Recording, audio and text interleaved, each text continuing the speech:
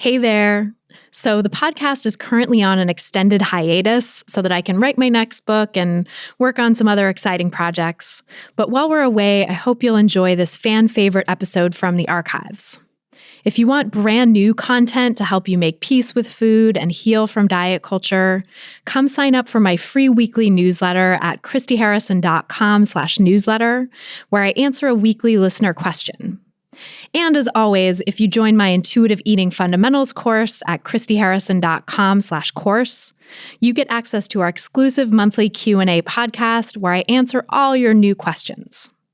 Just go to christyharrison.com/newsletter and christyharrison.com/course to sign up, or click the links in the episode description.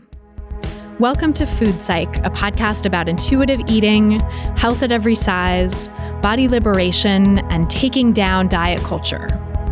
I'm your host, Christy Harrison, and I'm an anti-diet registered dietitian, certified intuitive eating counselor, and author of the book Anti-Diet: Reclaim Your Time, Money, Well-Being, and Happiness Through Intuitive Eating, which is available wherever books are sold.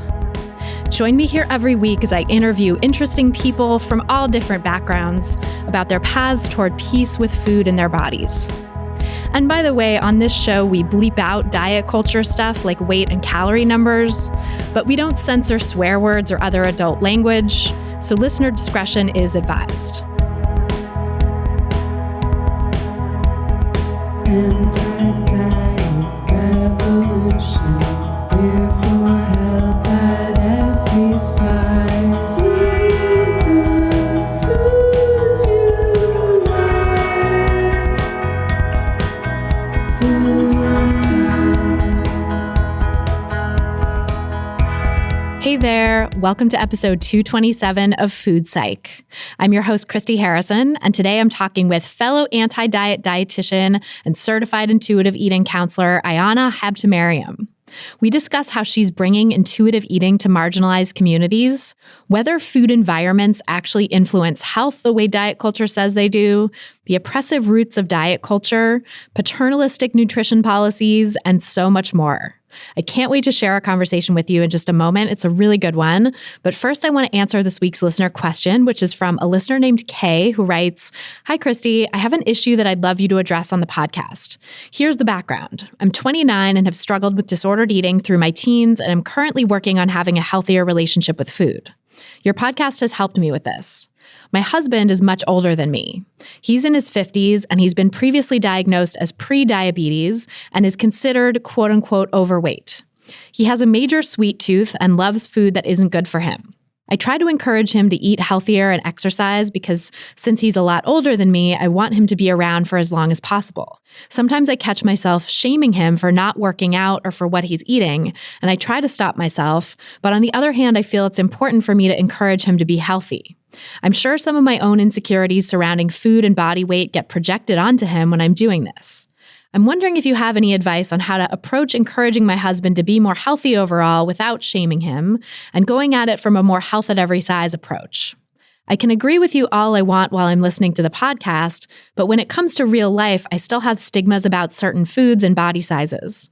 I'd love for my husband to be closer to the size he was when we first started dating, but I also know it's not as realistic as our lifestyle has changed.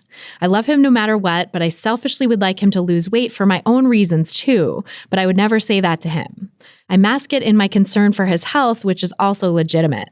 Please help me be a better wife. Thank you." So thanks, Kay, for that great question. And before I answer, just my usual disclaimer that these answers and this podcast in general are for informational and educational purposes only and aren't a substitute for individual medical or mental health advice. So yeah, I totally understand wanting to make sure your husband is okay and going to be around for as long as possible, and who wouldn't want that? And it sounds like your desire to get involved with his eating and exercise is mostly coming from a place of love. But here's the thing. Unfortunately, intent is not the same as impact. And it sounds like even though your intentions are mostly just to help him and mostly coming from a place of love, the impact your involvement is having is shaming him for his eating and movement choices and his body size. Because anytime we try to quote unquote encourage other people in our lives to eat differently, like eat less of particular kinds of foods and more of others and exercise more, they know what that means in our culture. They know that means you think their body is wrong and that their choices are wrong because they're supposedly leading to a larger body. And telling people to eat less and exercise more is pretty much always going to have a detrimental impact on their mental health because it shames them. It really trips that wiring that was installed by diet culture, that shamey wiring that says that larger bodies are quote unquote bad and that people are responsible for shrinking their bodies via eating less or eating differently and exercising more. And research actually shows that that message leads to increased levels of weight stigma, which we know is harmful to people's health regardless of their body size. So if you want lots more on that research, you can check out my book, Anti-Diet, where I do a deep dive into the science on weight stigma in chapter 5. I think that's super important and would be a good resource for you, Kay, as you think through and navigate your relationship with your husband, his food, and his body. But not only does it create weight stigma to tell someone to eat less or less of particular foods and exercise more, but it also often just leads to the person rebelling against what you're saying and makes them want sweets or whatever other foods you've deemed quote unquote off limits all the more. It's that forbidden fruit quality. The forbidden fruit really tastes the sweetest. And if you're locked in a power struggle with him over what he's eating, it's probably just going to make him rebel. And I get into all of that in the book as well. So I know it's so hard to let go when you feel invested in his health because you obviously care a lot about him. But if you truly want to help his well-being, it's really important to stop stigmatizing certain foods and body sizes, stop policing his eating and exercise, and let him be. Because he's definitely picking up on that stigma. And research shows that weight stigma is actually a bigger risk to people's health than what they eat, as I've discussed on this podcast before and I discuss in my book as well. So shaming him for what he's eating is definitely doing the opposite of helping his health. Even though you think it's helping, it's actually doing harm. So eventually, yes, if you can truly and consistently stop stigmatizing him and shaming him, you two may get to a place where you can talk about your history of eating disorders or disordered eating, your history of enacting weight stigma on him, your own relationship with food in your body, and maybe at that point, he'll open up a bit about his relationship with food and his body. And at that point, you can support him and maybe talk to him about changes that he wants to make from a health at every size perspective. Maybe he eventually will want that. Maybe he'll want to engage in more physical activity from a HAES perspective or learn more about intuitive eating and how it can help his well-being and all of that. But I think it would be very difficult to have those conversations now, given that dynamic that you're in of stigmatizing him for his food and movement choices. Because again, even if he doesn't seem to be vocalizing that he gets it, that he's picking up on it, I think he knows what you're doing. You'd have to kind of live under a rock in our society not to know that kind of stuff is about weight stigma and stigmatizing people's food choices. So really the first priority is stopping stigmatizing him and working through your own internalized weight stigma and your own internalized food phobia, right? The fat phobia and food phobia that we all inherit from diet culture, working through that stuff for yourself so that you can take a step back and not be stigmatizing him all the time. And then maybe eventually you'll get to a place where you can talk about his relationship with food and his body from a more neutral place or not. You know, maybe he'll never want to talk about that stuff with you. Maybe he's fine and happy eating what he's eating and moving how he's moving. And, you know, at the end of the day, we can't force anyone to do anything. And the efforts to force them really almost always backfire. Now, of course, we also need to address what you said at the end of your question about wanting him to look a certain way and how you mask that desire with concern for his health. I think that's really self-aware of you to notice that you're doing that because many people don't even realize that's happening and they're stigmatizing someone and wanting them to change how their body looks, but they're doing it under the guise of health and they never realize. So it's great that you've realized that. But the fact that you're wishing for his body to be smaller really also shows that you have a lot of internalized weight stigma. And it's so important to work on your own perception of beauty in order to change, in order to take away that stigma that you've developed from diet culture, right? Because diet culture conditions us to believe smaller bodies are better and more attractive, but that is simply not true. It's just the product of a system of beliefs that is oppressive, that oppresses larger bodies and worships smaller ones. And that system of beliefs has got to go because it's harming all of us. So I would really recommend working on deprogramming yourself from diet culture's conditioning about how men and masculine folks and really people in general, quote unquote, should look. For that, I would recommend exposing yourself to images of larger bodied men and masculine people and unfollowing or unsubscribing from any media, social media, or otherwise that are reinforcing diet culture's standards of masculine beauty.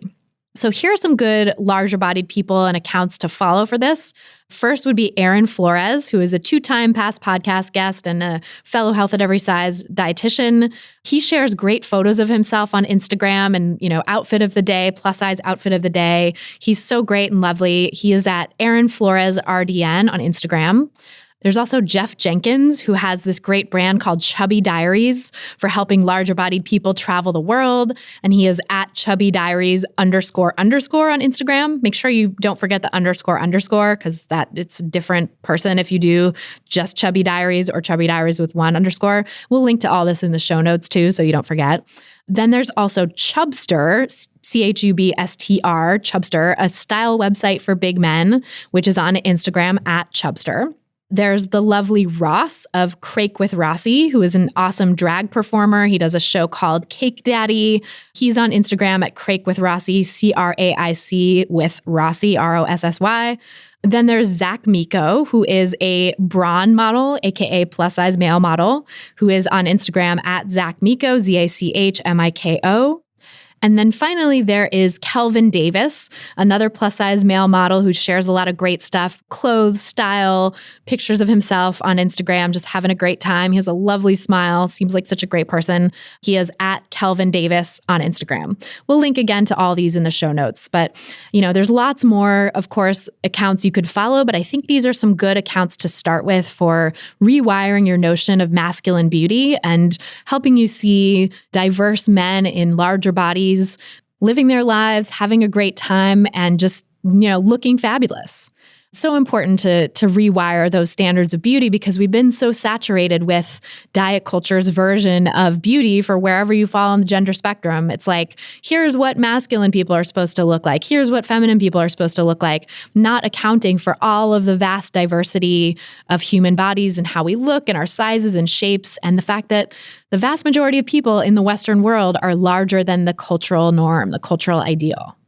So I hope that's helpful, Kay, for challenging these beliefs and starting to support your husband in a truly holistic way that accounts for his mental health, that accounts for his overall well-being, and not just getting locked in this power struggle where you're like the diet culture police and he is the rebellious teenager. You got to stop that dynamic and embrace who he is and allow him to have his own relationship with food, not clouded by weight stigma and fat phobia and food phobia. So if you want to submit your own question for a chance to have it answered on an upcoming episode, you can go to christyharrison.com/questions. That's christyharrison.com/questions. And then if you want me to answer your questions much more quickly than I do here, you can come check out my online course, Intuitive Eating Fundamentals, where I answer people's questions every month just for members of the course. And you also get a treasure trove of special content helping you work through the principles of intuitive eating. And you get access to our private community forum for daily support from my team and hundreds of awesome course members around the world as well. If you're ready to break free from diet culture and reclaim the life it stole from you, you can learn more and sign up for the course at christyharrison.com/course. That's christyharrison.com/course. This episode of Food Psych is brought to you by my book, Anti-Diet, Reclaim Your Time, Money, Well-Being, and Happiness Through Intuitive Eating, which is now available wherever books are sold. It's a great companion to this podcast because it goes into lots of depth about diet culture and the ways it harms us, and it has hundreds of scientific references and other resources to help you make the case about the anti-diet philosophy to the people in your life, and also make the case to yourself, help yourself fully understand this movement. And the book also lays out the foundation of intuitive eating and helps you start making peace with food and your body. Just go to christyharrison.com/book to get it, or go into any bookstore and ask for Anti-Diet. And speaking of bookstores, I will be in Washington, D.C. on February 21st and 22nd for not one, but two book events, one at a bookstore and one at this cool co-working space. And you can get all the details about these and my other upcoming events on my website at christyharrison.com/book. Also, if you've read the book already and loved it, which I know quite a few people listening have done, thank you so much. I so appreciate your tags on social media and all your shares about the book. And I would be so psyched if you left an Amazon review and marked all the other 5-star reviews as helpful, because those positive reviews help more people discover the book, which ultimately helps grow the anti-diet movement and make the world a safer place for people of all shapes and sizes, including the very largest sizes. So thank you in advance for helping spread the word about this book and about the anti-diet movement in general. This episode is also brought to you by ThredUp. Right now, I'm doing a lot of touring and events to promote my book, and I kind of don't want to re-wear the same outfits because I don't want to look exactly the same in all the pictures, so I've had to buy some new clothes. And thankfully, ThredUp is helping me do that in a way that is kind to my wallet without compromising my style.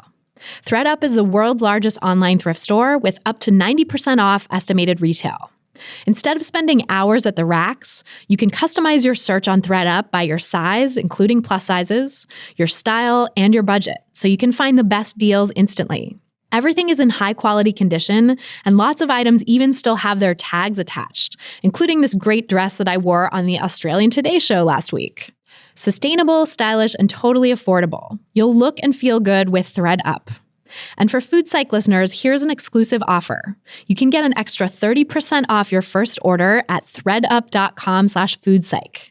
That's THREDUP.com/FOODPSYCH for 30% off your first order. thredup.com/foodpsych for an extra 30% off today. Terms apply.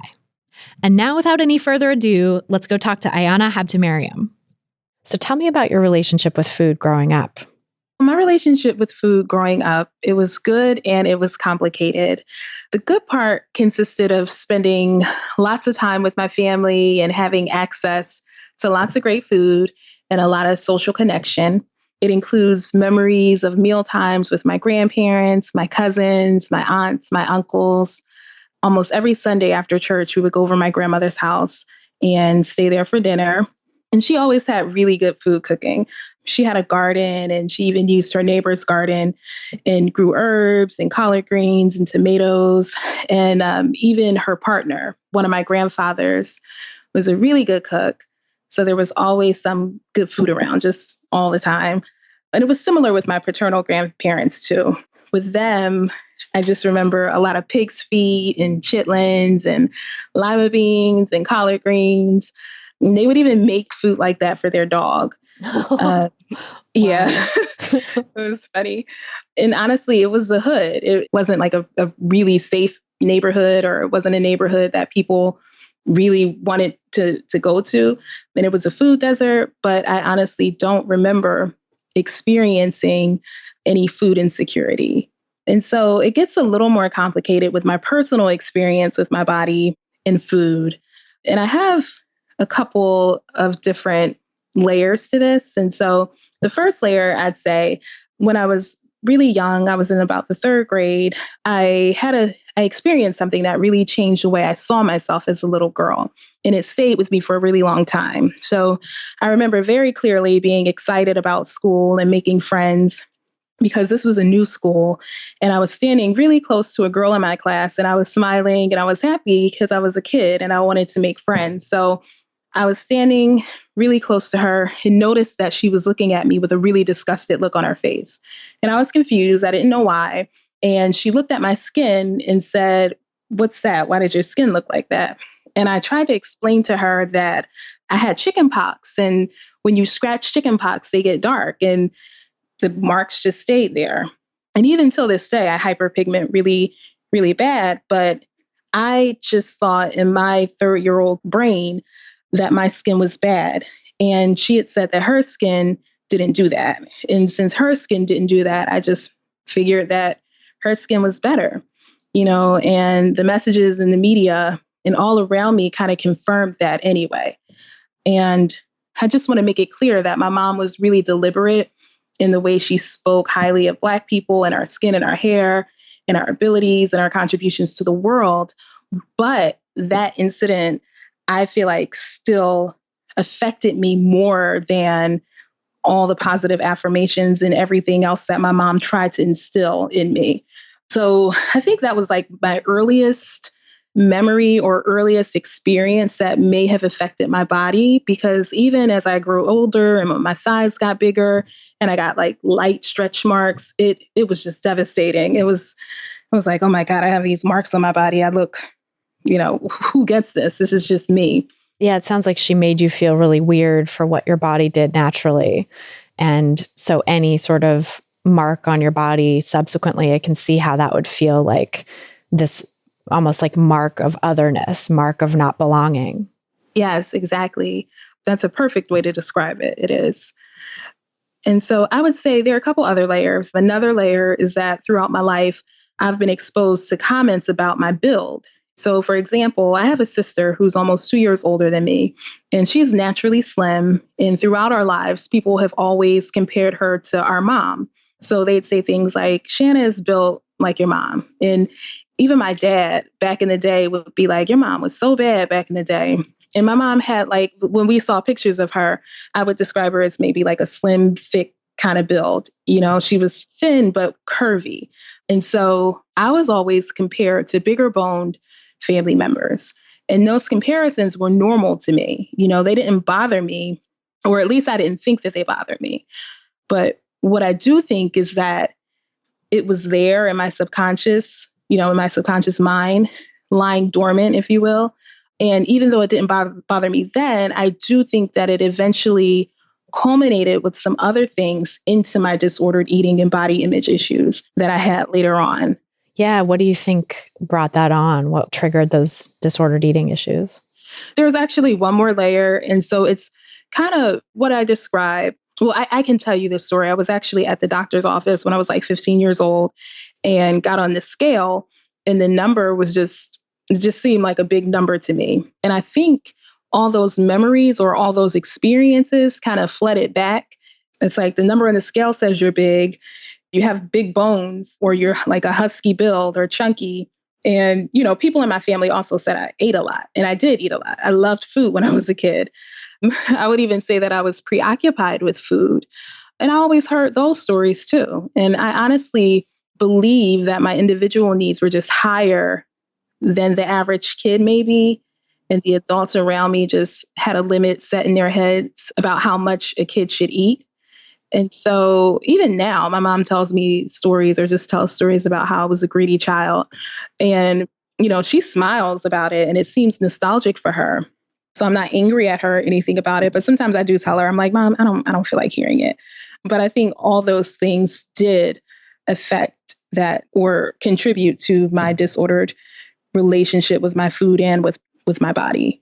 It makes so much sense, especially the sort of judgment of being greedy or eating too much as a kid, because your body, it seemed like just needed what it needed, and everybody has different appetites. And if they had sort of been open to that or served you more food or allowed for you to have more food when you wanted it, maybe that would have been different. But having sort of a limit imposed, I can understand why that would make you feel a scarcity mindset. Yeah. And it wasn't like there was a limit imposed all the time. So my grandparents, for example, they would just feed us and feed us and feed us. But it was more of, I was just aware that I ate a lot because people always said it, and so I was just like, I eat a lot. I eat too much. I'm greedy. That's what I was told. Oh, that's so sad. And it sounds like, even if the value judgments weren't there necessarily with regard to body stuff, like if they weren't saying, oh, you're big boned and that's bad, nobody was necessarily saying that, but those messages still got across in that judgment of your food and how much you ate. Yes. Yep, they did. That sounds really hard. And it definitely sounds like a tinderbox in terms of like setting you up for disordered eating later on. Yeah, it really did. And of course, during that time, I didn't connect it. I didn't connect it at all. It's not something that I connected until I became an adult. I just thought that it was the thing to do, to lose weight. People praised me for it. People were like, oh, you look great. I had family members who said, how do you lose weight so easily? And I was proud of it. I was very proud of it for a long time. How old were you when you started trying to lose weight? I was 16. the episode happened at the doctor's office when I was 15, but I clearly remember being 16 because I had just got a summer job at Burger King. Actually, not a summer job. I had held that job until I went to college. And I had enough money to go to Blockbuster and buy Tybo tapes. And I did Tybo in my living room. And I would eat Burger King food because I worked there, but I ate significantly less than I usually would have. So I would be hungry in school. My fingers would be shaking in school. I would be lightheaded, but I looked great. I thought I looked great. And other people thought I looked great too. So that was really all that mattered. Right. That praise really fans the flames of the disordered eating. Mm-hmm. And so it sounds like you were experiencing negative consequences, but those were not enough to stop you. It didn't outweigh the benefit of the praise at that point. No, it didn't. That wasn't enough. I was actually, sometimes when I was weak or if I was shaking, I looked at it as a good thing. I looked at it as, oh, good, this is working. I'm not going to eat. I'm going to continue this. The thing is, I really like to eat. So I didn't completely, I still ate and I would binge. I think at that time I would eat large amounts at a time. I can't remember that clearly, but I know as I became an adult, in my 20s, I would eat a lot later on. I would skip meals or eat a day and then go home and just raid the refrigerator or go to the store and buy a bunch of pizza or something like that. Yeah. So that restrict binge cycle, it sounds like got set up pretty early. Oh, yeah, it did. How did it progress from there? It sounds like when you got to college, maybe it intensified even more.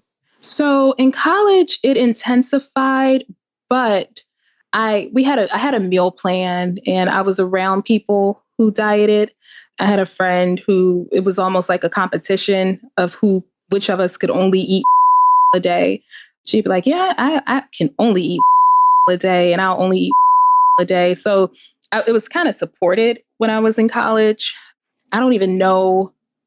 I mean, we ate just because we had to eat based on the meal plan and what was available on campus, but it was restricted. I wasn't eating enough, definitely.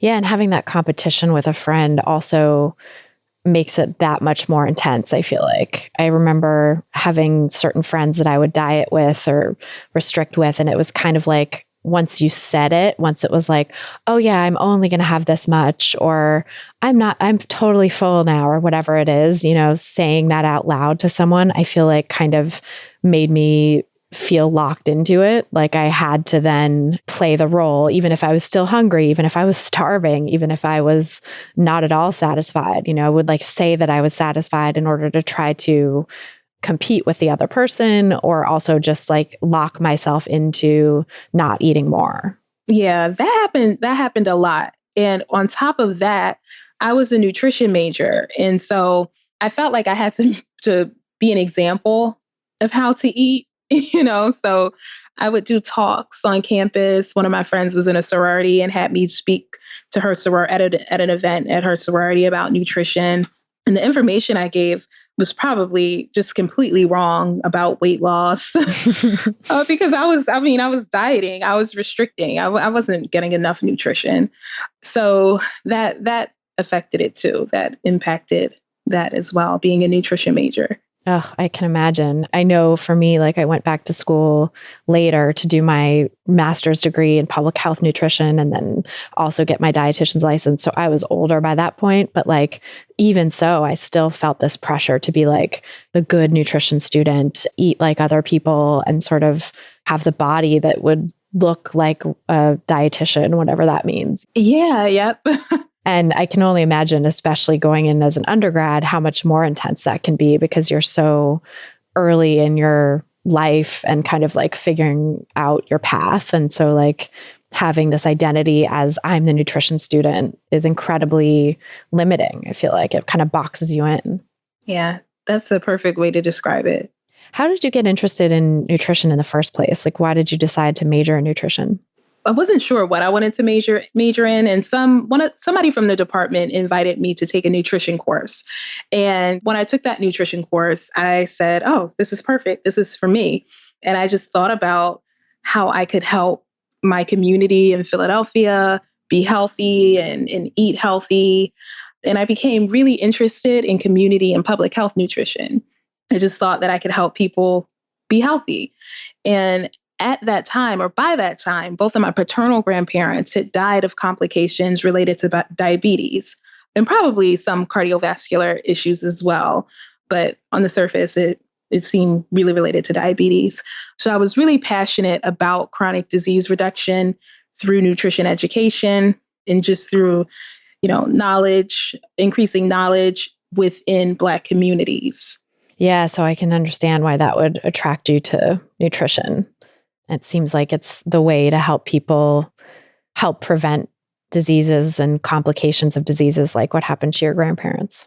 Yeah. And at that time, and even the way that nutrition is taught, you're not taught about, I think we are taught about the social determinants of health, but we're not taught about other forms or other, I guess I should say, forms of structural racism and oppression and all those other things that contribute to why a community or an entire community would be unhealthy. It's historical. It's not just a one and done kind of thing. It's something that has been happening over generations. So I didn't know that, and I just thought I could kind of save the world and save my community. That's what I thought. It's so interesting how that works, because I also experienced that when I was in school for public health nutrition. We had a social determinants of health class and like an environmental health determinants or something too. So there are those classes that were sort of like over here on one side. And on the other side, it was like, food is going to kill you or food is going to save you. And those classes, but there was never sort of like a bridging of those things or sort of a larger context of like, I do remember actually my social determinants professor gently saying, because I think he knew he had a lot of public health nutrition people in the public health nutrition concentration in his class, but sort of being like, food is not really a factor, and kind of like being a little cagey about it, but saying basically that that food didn't have that much to do with it, as opposed to things like racism and income inequality and other forms of social inequity. But it just went right over my head at the time, and then later on I looked back at my notebooks and I was like, oh, that's interesting. Yeah. It's so framed, I think, in nutrition classes as like individual responsibility and individual choices will save you from these outcomes. Yeah, exactly. And I believe that for a long time. Even after I got my MSW degree, I still felt as if individuals, if they had the tools and the knowledge, could create that change in their own lives and in their own communities, as if they, existed in a bubble. What I'm trying to say is we live in a socially unjust world, and knowledge and education can't protect us from the social injustices. I think that's what I'm trying to say. We're going to be affected by that, especially marginalized communities. It's so true that nutrition gets framed as this way to like prevent and cure diseases that are so largely influenced by and often can be triggered by the stress of marginalization, which these individual choices don't really do anything to address, and sometimes even can further the disconnection and alienation within communities. Yep, it definitely does. But it's so normal and understandable too that you would think that the individual choices were the way, because that's what we're all conditioned to think. I remember thinking that too in my training to be a dietitian and just in my life, my career as a journalist. It's like that's what we're all taught. It's the American way. Individual responsibility. Yep, it is.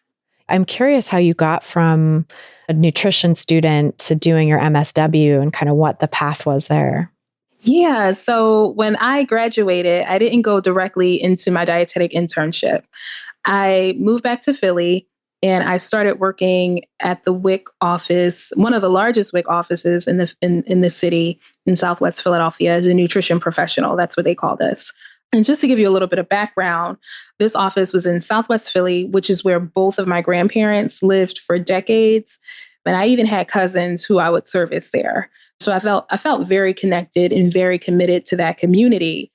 And I thought that I would go in there and change the world.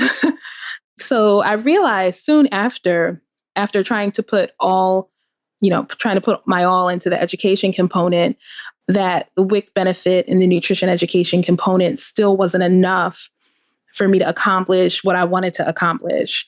I wanted to see behavior change. I was hoping to see people's lives change. And, now I realize that was naive. And it kind of what we just talked about knowledge and information just isn't enough. So that was one of the main factors in choosing to pursue my MSW degree. And at that time, all I really knew was that social workers advocated for vulnerable people and connected them to resources.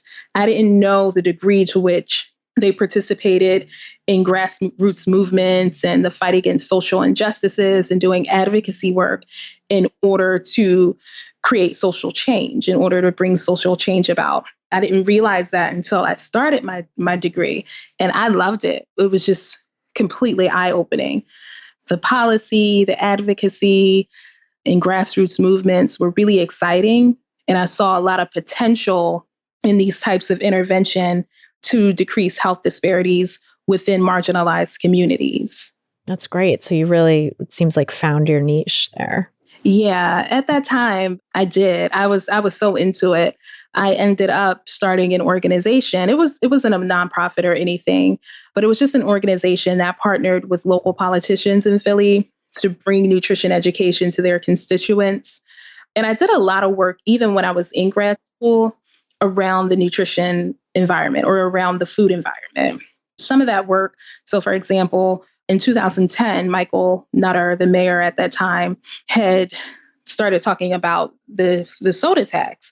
And I really supported the soda tax. And I had met with him and I told him that, and I testified in support of the soda tax. And I did a lot of my MSW policy work on that as well. And the thing is, now when I look back at it, and even then, I knew it was a paternalistic policy and a somewhat punitive policy. I knew that because in preparation for this, I was looking at some of my papers. I even wrote a paper on it being an ethical dilemma because,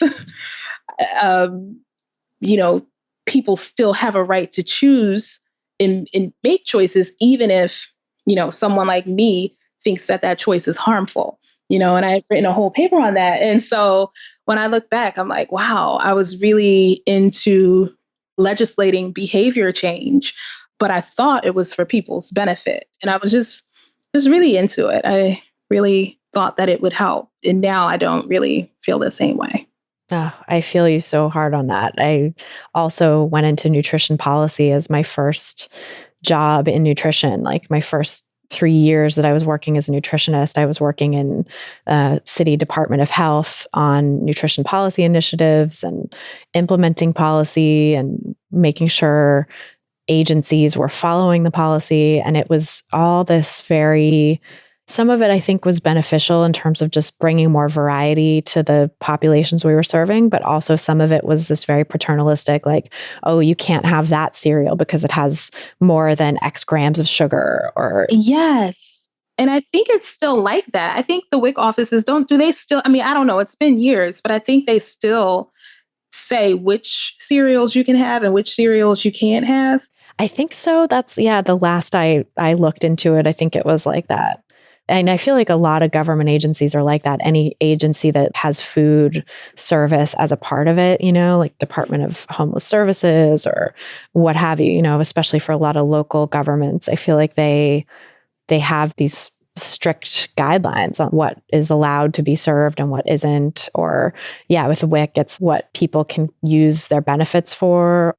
And that paternalism, I think, is really problematic. And I also remember at the time knowing that was an argument against it and sort of being like, yes, it is paternalistic, but, the benefit outweighs the negative. Yes, I said that. I even said that. I don't even know why I'm saying this, but at some point I said that I know it's paternalistic, but I'm a dietitian and I'm a part of this community. My family has suffered from their food environment. So I know better. Plus, I'm part of this community. I don't even know if I really want to admit that, but that was my argument for it. And it's so understandable. I feel like when you first start learning about the food environment, that's what gets put across is like, this food environment is harmful. These particular foods are harmful. And so in order to help people's health and change these health disparities, we have to legislate it because there's no way, because people are just going to choose whatever is convenient otherwise. And so legislation is the only way. I feel like that's really the message that a lot of public health programs put across. Yeah, it is. And you know what it reminds me of? I know when I was doing my intuitive eating training and we talk about, a lot about autonomy and how humans just naturally need that and that it's something that we fight for. But also it reminds me of scarcity. And we're saying, no, you can't have this, and it creates that need to want it. Even if you really don't want it, having someone tell you that you can't have it makes you just want it more, and I think it's the same with the soda tax and the policies that we talked about, even with food stamps. I don't know if it's the same with food stamps, but I know at one point you couldn't buy hot foods, prepared foods. And that's big in communities, especially food deserts. You know what I mean? Just buying foods that are hot because there aren't a lot of grocery stores, but they're like the mini markets and stuff that have the prepared foods. You know how you have like a strip with a pawn shop or a laundromat or something, and then like the little mini market or something. And restricting that, I feel like makes people just want it more. Yeah, it's like the forbidden fruit tastes the sweetest. Yes. And those foods really do serve a purpose, like those hot foods in communities like that where people don't have access to grocery stores to cook or maybe don't have stoves to cook with or cooking implements. And because I feel like even cooking just takes so much privilege. There are so many things that have to fall into place in order to be able to cook, like having the time, because it is basically you're doing your own free labor cooking. You have to have time. You have to have the time not just to cook the food, but also to prepare and chop and get everything ready. And if you're cooking from scratch, it takes a long time. And if you're working multiple jobs or whatever, like have kids to take care of, it doesn't really fit in necessarily. And then all those other things too, like having gas, having a stove, having the utensils. There's a lot that has to be in place in order to do it. So I get why prepared foods exist, and it's kind of a necessity in some areas.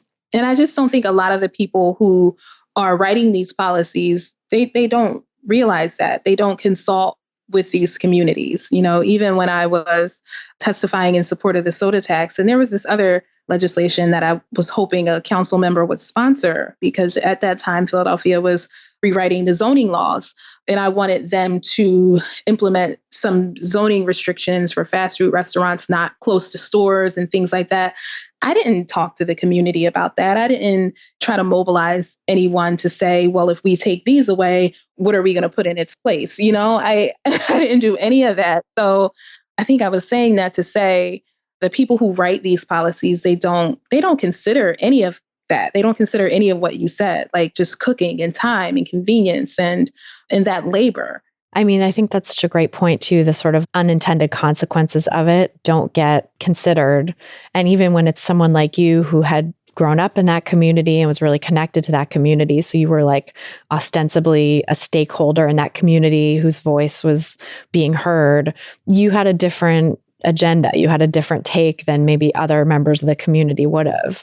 And the fact that your voice was the one that got heard and, you were pushing the sort of typical dietitian type of point of view with that versus the people who were not dietitians, who were just trying to go about their lives and have convenient food to eat. It was a very different point of view. Yeah, it's true. I fully get that. I feel like dietitians also tend to get listened to more in those scenarios. I feel like we have a certain like educational privilege and an assumption that we understand something about nutrition that everyone else doesn't. Yeah, we do. We really do. I just wish that we had more education or the curriculum included more about the social environment and those other factors, not just, education and knowledge and information, because it's so much more than that. And maybe they do now. I don't know. I guess I should find out if that's being included in some of the curriculums.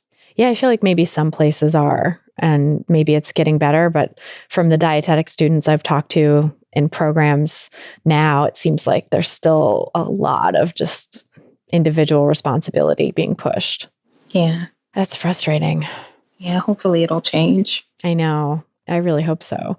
Well, I feel like just us having this conversation and people starting to become aware of the social determinants of health and the problems with this framing of purely individual responsibility, I think is helpful. Because in my book, I write about the history of diet culture, and I talk about the transition around the early 2000s from like just straight up above board diet culture to this more like sneaky, nuanced form that I call the wellness diet, where it started with like Michael Pollan and Eric Schlosser and Marion Nestle, like these people talking and writing about the food environment and kind of bringing that idea more into the mainstream, which was like such a game changer in a lot of ways because nobody was really considering that before, but also had all of these unintended consequences that nobody really saw at the time, or some people did, but I think the mainstream didn't really see until now. It's getting, that kind of way of thinking about things like demonizing so-called processed foods or convenience foods and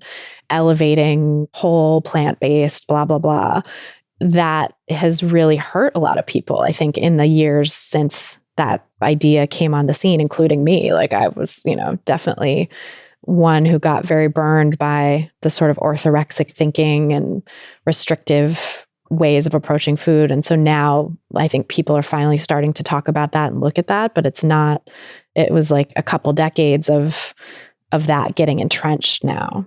Yeah, it was. And I was in that. I really was. And it really influenced a lot of the work that I did back then. And even still now, the food environment it's a really touchy subject for me, and it's really personal for me.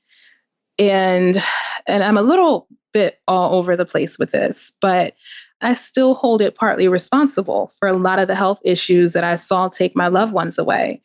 And I say that knowing full well how stress and how racism and how access to quality healthcare affects well-being.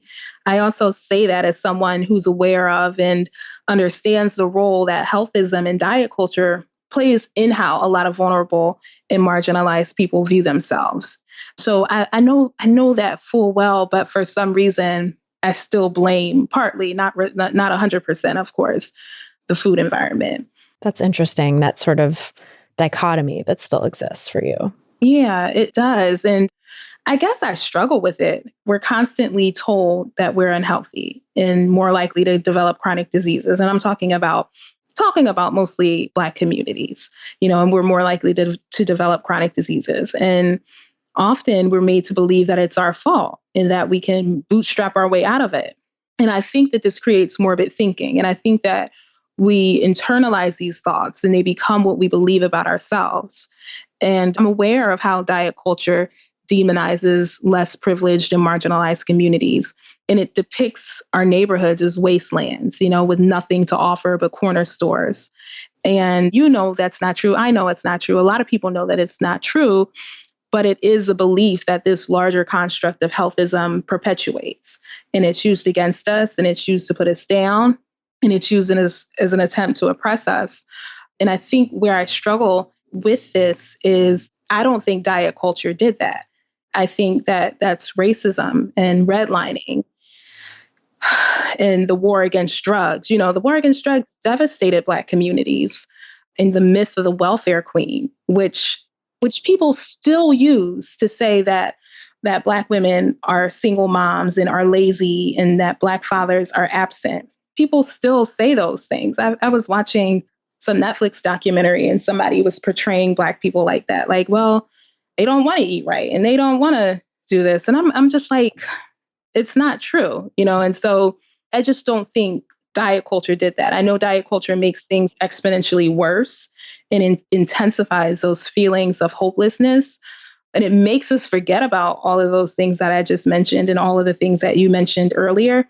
It makes us forget about those. It makes us say, oh, it's us. It's the diet. So it takes and places all of that blame and responsibility back on the individual. So it's harmful and it's horrible, but I just struggle with not blaming the food environment. It's just something that has stayed with me because, like I said, the food environment was created in the neighborhoods and in poverty. The way that it was created was so systematic. It was created in a way so that it is the way it is today.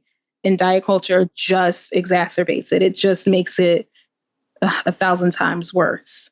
Yeah, I think that's such an important point, that the reason the food environment is the way it is in communities of color and poor communities is not just diet culture. It's these larger systemic problems that predated diet culture, actually. I mean, even going back to, I had Sabrina Strings on the podcast to talk about her book, Fearing the Black Body, and how racism preceded fat phobia.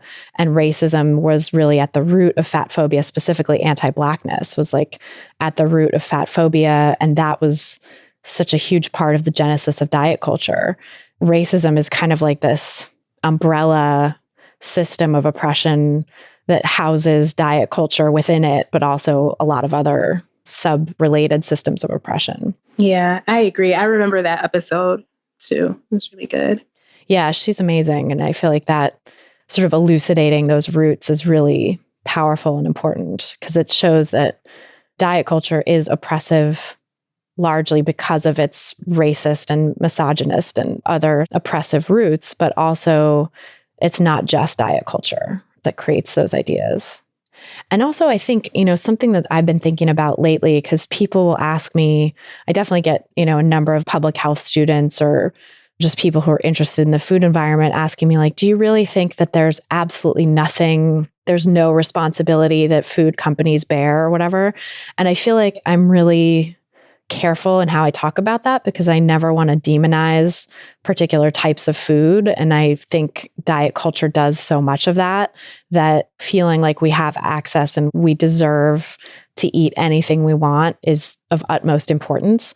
But I also think that there is a real complicity with the food industry and the diet industry, and that actually diet culture is part of the food environment, because I've seen in the research that people who are deprived of food, and the research is really on mostly dieters, but we also see this in people with food insecurity too, in the more limited research that we have on people with food insecurity, that those conditions of deprivation drive binging and drive feeling out of control with food, and also drive preferentially selecting the foods that diet culture happens to demonize, which are like, quote unquote, highly palatable, more carbohydrate rich or salty and sugary and high in fat. And that condition of deprivation like sets people up to crave those foods and also to feel less able to stop when they're full or to modulate their eating of those foods. It's sort of like this all or nothing kind of swing. And I think that in marginalized communities that disproportionately suffer food insecurity and also disproportionately suffer weight stigma, because weight stigma sort of intersects with other forms of oppression to heighten all of the oppression. I think that like that piece of it actually makes, when food companies then come in and like situate fast food restaurants in the middle of a poor community of color, or, in the middle of a lower income community of any ethnicity, mixed or whatever, I think that they at some level know that there's a greater market for their food or their products, whatever it may be, in communities that don't have access and that are deprived, because we know that people who are deprived just tend to gravitate towards those kinds of foods more intensely and not feel as able to stop when they're full, or to feel fullness before a point of like discomfort.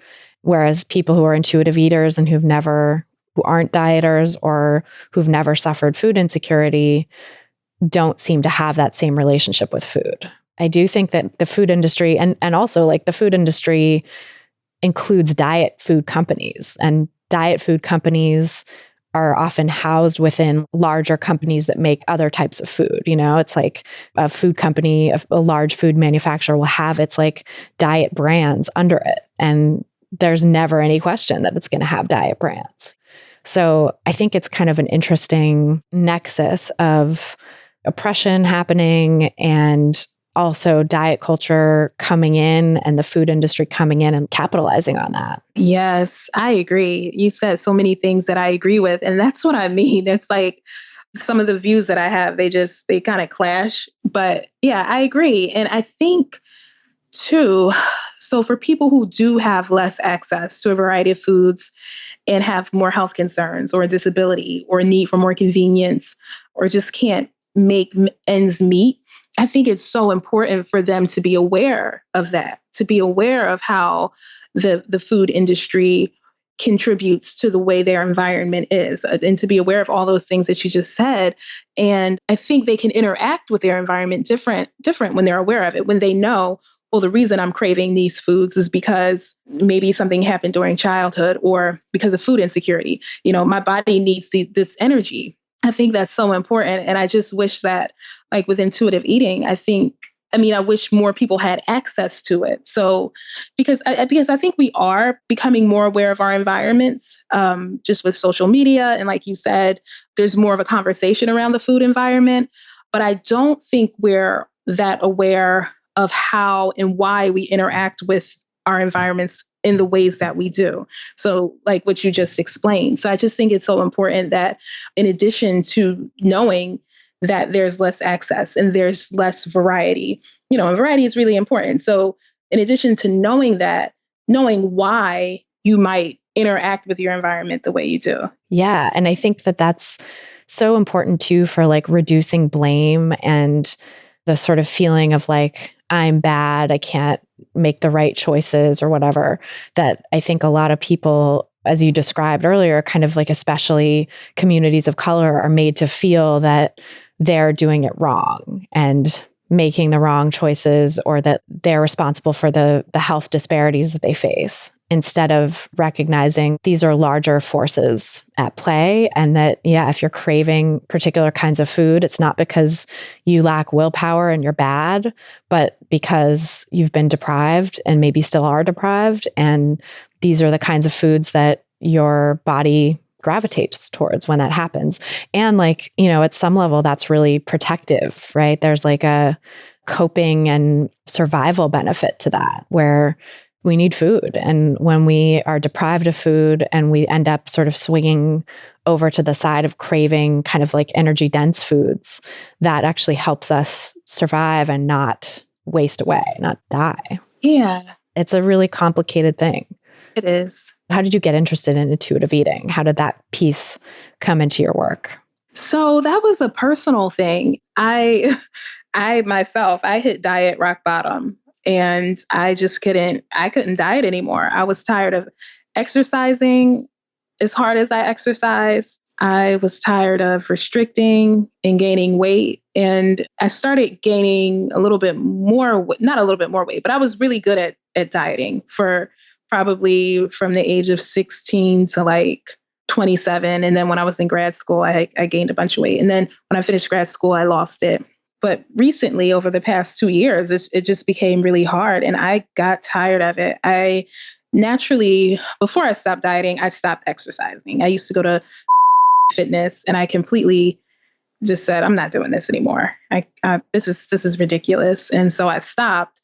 Then I did a diet and lost some weight and was under some stress and gained it back. And after that, I was done with it. And I'm really grateful for the intuitive eating community on social media, because I don't think that I think I would have eventually crossed paths with it, but I did a lot sooner. And I'm so glad I did, because I really think that this is something that is needed in a lot of other communities besides just white women. It seems like those are the only people who know about it and who are practicing intuitive eating. And I just think that it could benefit a lot more people. Absolutely. I think that's awesome that you are working to bring intuitive eating to a more diverse audience and to your community, because it seems like there is this sort of income and racial disparity in who even has access to knowledge about intuitive eating and to the practice of intuitive eating. So to be able to bring that knowledge and practice to your community that in a way that, could actually resonate is really awesome. Yeah, and that's what I'm working on. I've been really quiet on social media lately, and I have so many ideas. I'm working on a free resource now, like an ebook for people who may not be able to afford, traditional services. And it's just like a starter thing, playing around with different things. But yeah, trying to figure a lot of stuff out. I'm curious too how the sort of income piece comes into play with it. Because we were talking a little bit off mic about the difficulties in access and the differences in how accessible intuitive eating can be or how accessible food is in general in different communities. So curious what you're thinking along those lines. Yeah, so I'm thinking a couple different things. I wanted to, for individuals, offer kind of deeply discounted services for mothers, single women, moms who have body image issues. And I think it's more common than a lot of people think it is, especially in Black communities with Black women. A lot of people think that, and research shows that Black women report being satisfied at higher BMIs. But I think that's just because our BMIs don't reflect the same way that they reflect with other people. It's not like they're saying that they report being satisfied in much larger bodies. I think a lot of people say this BMI is this number, so it must look this way. That's not the case. I don't think that's the case, especially with a lot of Black women. So a lot of people assume that we don't have body image issues, but a lot of us do. So I'm interested in providing deeply discounted services for people who qualify. And I'm also really interested in intuitive eating for communities and for groups. I don't know if or how I can apply it to communities and groups, but I think that's also a good way to help people save money or help people afford it who may not be able to afford it. So that's what I'm thinking so far.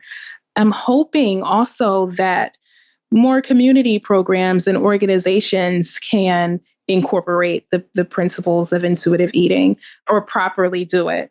So I work with the American Institute on Cancer Research on their New American DC Plate Challenge.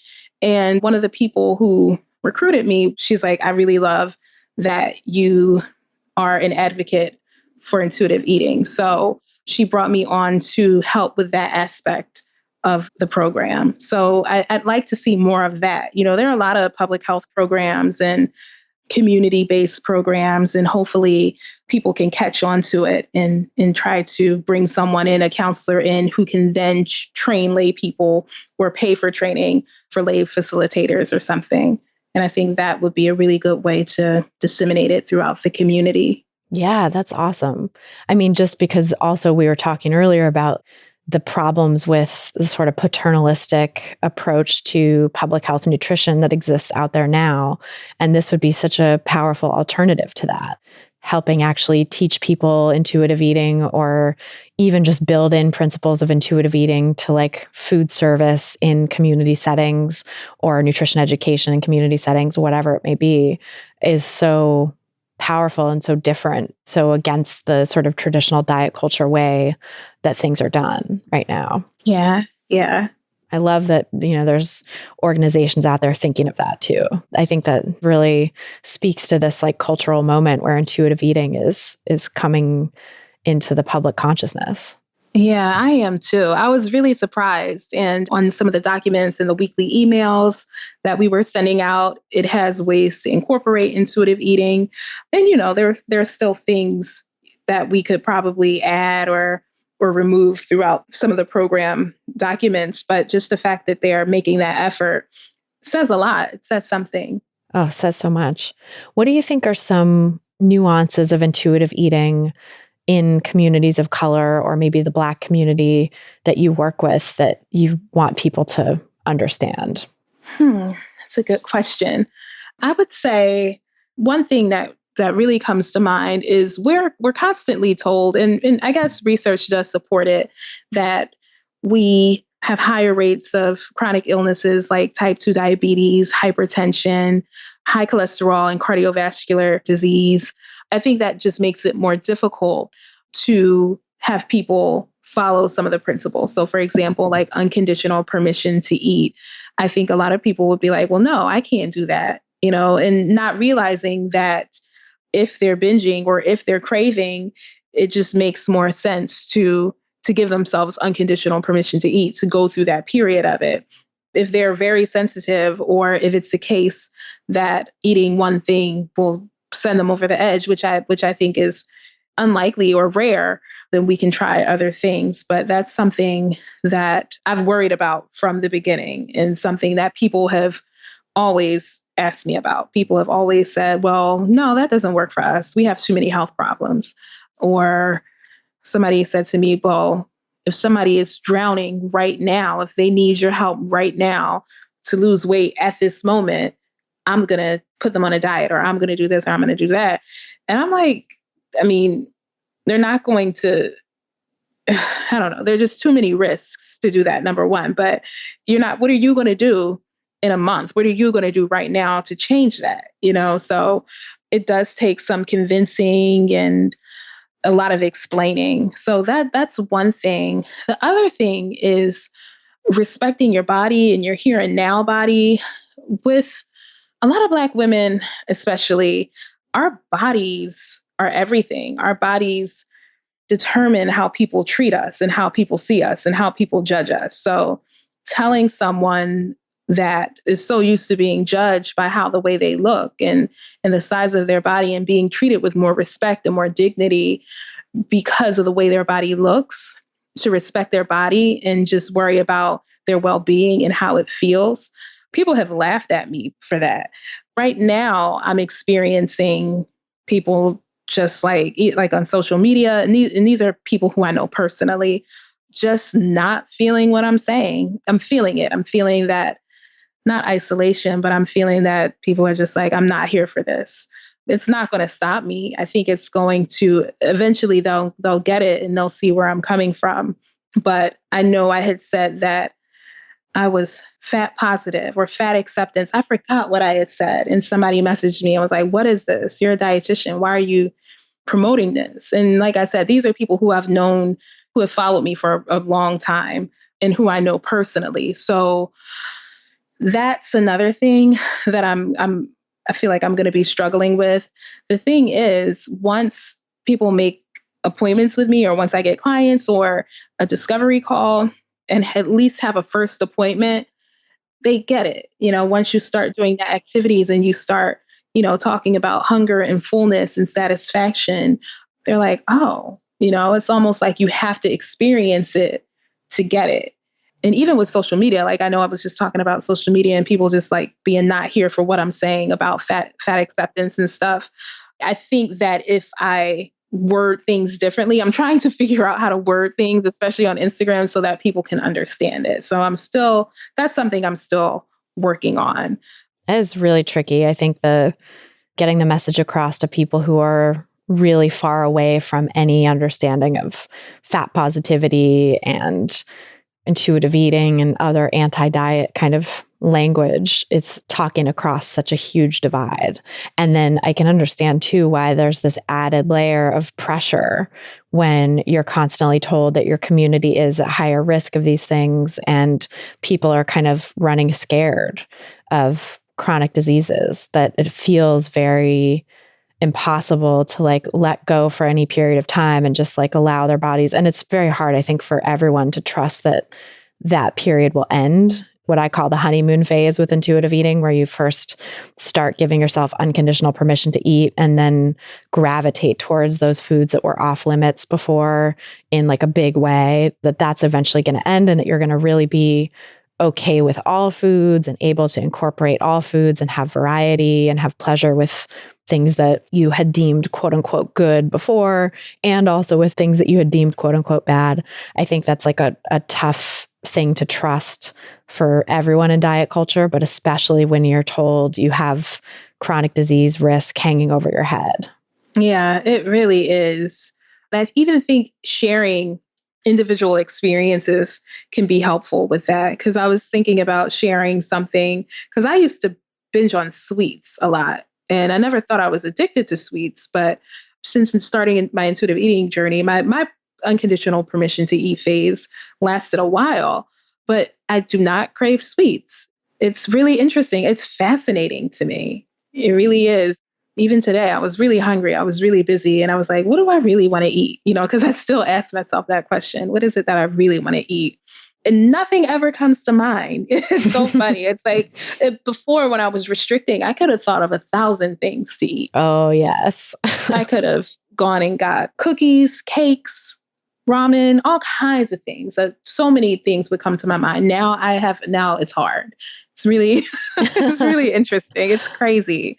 I have that too. It's funny, like just not being that fussed about food or that interested in, it's like, yeah, I could eat this or that or whatever, but nothing is calling to me the way it used to just call. Yeah. But I think that personal experience too is really helpful to be able to say, like, I've been there, I've been through this, and I know what you're thinking and I know what you're worried about. And I can tell you that there is another side, that you could get to the other side and it's not going to be like that forever. Yeah. Oh, well, it's so great to talk with you, and I could talk with you forever, but tell us where people can learn more about your work and find you online. So online, I'm mostly on Instagram, though I have been quiet recently. But my handle is at the Trill RD, TRILL RD. And that's the same on Twitter, which I'm not really active on at all. And also on Facebook at the Trill RD. And my website is trulyrealnutrition.com. Awesome. We'll put links to all that in the show notes too, so people can find you and connect with you. And thank you so much for being here. It's really great talking with you. And I had such a great time with this conversation. I think people are going to really learn a lot. So thank you. Thank you, Christy. And I hope so. So that's our show. Thanks again so much to Ayana Habtemariam for joining us on this episode. And thanks to you for listening. If you've gotten something out of this podcast, please help us reach more people who need to hear the anti-diet message by sharing this episode and subscribing to the pod on Apple Podcasts or your favorite podcast platform. You can see all the places to subscribe at christyharrison.com/subscribe. That's christyharrison.com/subscribe. If you're looking for some tips to help you get started on the anti-diet path for yourself, grab my free audio guide, 7 Simple Strategies for Finding Peace and Freedom with Food. Just go to christyharrison.com/strategies to get it. That's christyharrison.com/strategies. To get full show notes from this episode, including all the resources we discussed, plus a full transcript, you can go to christyharrison.com/227. That's christyharrison.com/227. And to get the transcript, just scroll down to the bottom of the page and enter your email address. This episode was brought to you by ThreadUp. Shopping sustainably just got a whole lot easier and more affordable with ThreadUp. Get an exclusive offer of an extra 30% off your first order when you go to threadup.com/foodpsych. That's threadup.com/FOODPSYCH for 30% off your first order today. Terms apply. A big thanks, as always, to our editor and sound engineer, Mike Lalonde, our community and content associate, Vinci Chue, and our administrative assistant, Julianne Watasek, for helping me out with all the moving parts that go into producing this show every week. Our album art was photographed by Abby Moore Photography and designed by Meredith Noble. Our theme song was written and performed by Carolyn Pennypacker Riggs. And I'm your host and producer, Christy Harrison. Thanks again for listening, and until next time, stay psyched.